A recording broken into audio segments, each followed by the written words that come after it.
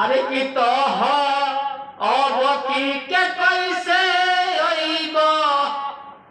अइब ये रकेश भैया कि अइब तो काले अइब ए रकेश भैया अइब तो काले अइब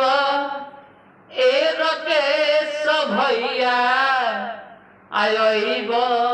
तो काले अइब ए रकेश भैया कि झुमका ले अइब राजा आ पायल ले अइब झुमका ले अइब राजा आ पायल ले अइब कि घोड़ा के हारा ले अइब